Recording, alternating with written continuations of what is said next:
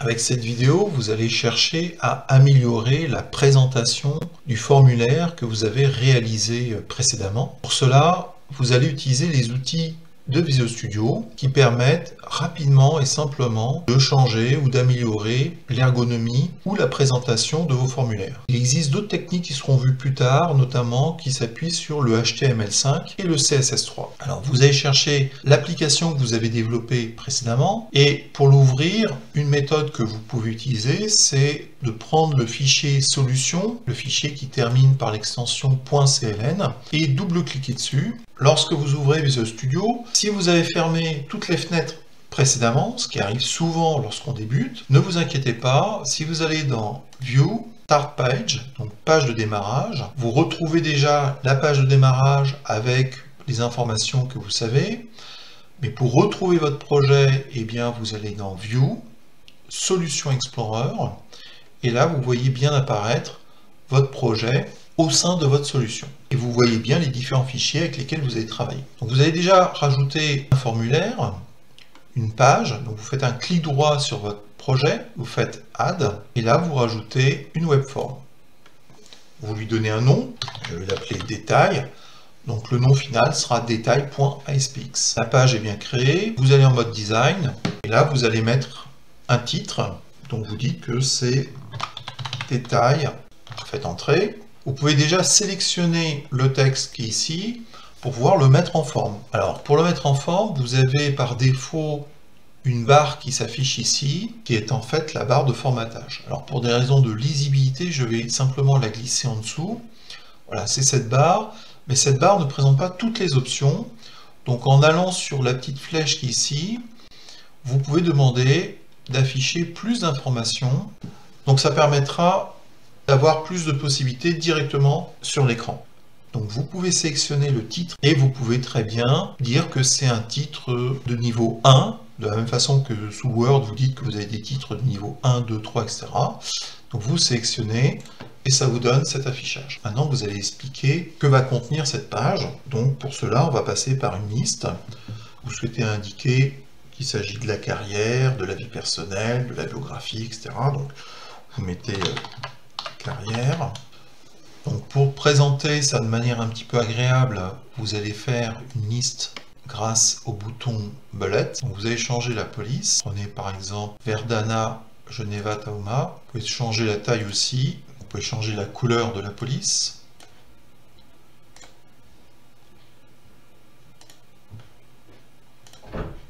De même que pour le titre, vous pouvez souhaiter avoir une couleur différente. Vous pouvez créer des liens hypertextes. Vous sélectionnez le texte et grâce à ce bouton, vous dites que vous le convertissez en lien hypertexte. Vous pouvez choisir quel type de lien vous sélectionnez.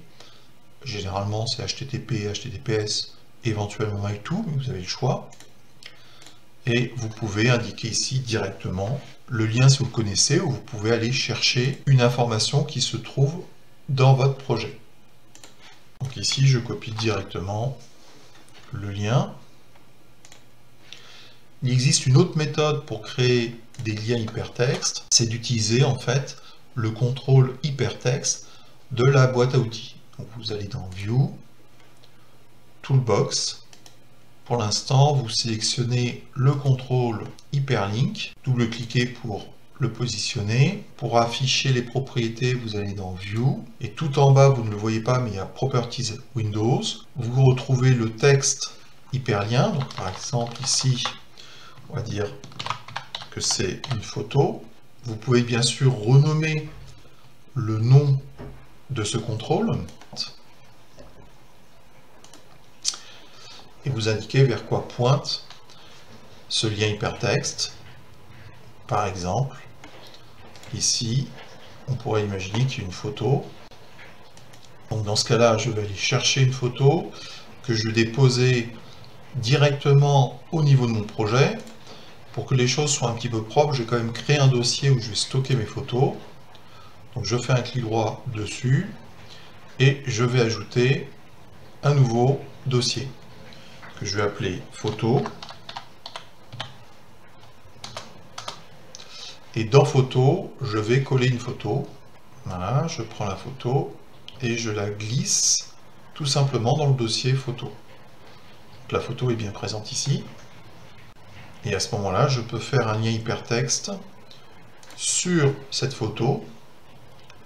Donc je fais Navigate et je vais chercher la photo qui se trouve ici. J'aurais pu bien sûr mettre directement la photo dans la page elle-même. Donc je pourrais mettre par exemple auteur CC derrière un contrôle image. Donc cette fois-ci je glisse dans ma page. Vous verrez un peu plus tard comment vous pouvez positionner proprement les éléments. Pour l'instant, je vais simplement modifier les propriétés du contrôle. Donc pour l'instant, je vais simplement renommer d'une part mon contrôle.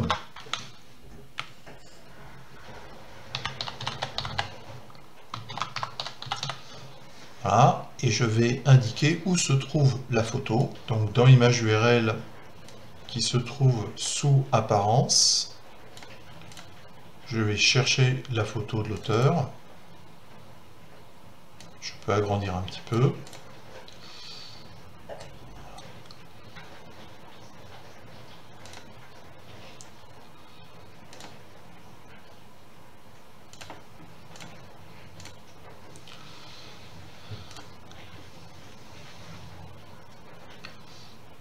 Donc pour l'instant, je travaillais uniquement sur la page détail.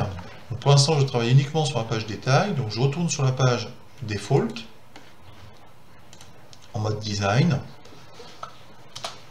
Je vais mettre un titre.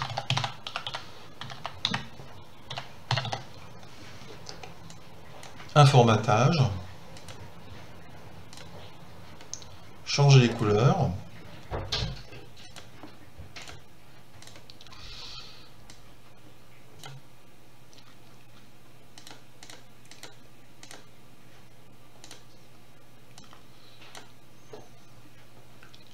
Changer la police du bloc,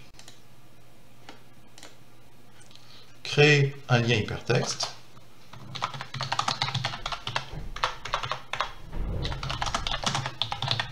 qui va pointer directement sur la page détail.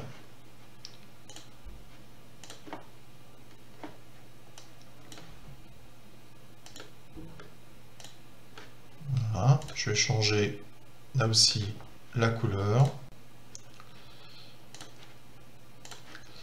La taille et la police.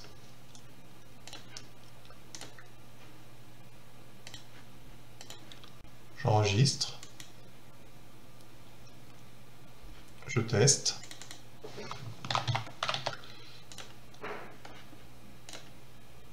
Très bien.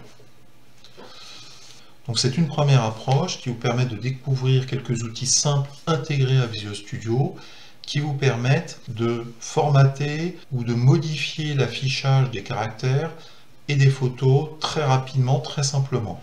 Donc dernier point, je vais fermer le navigateur. Et si je retourne sur mon application,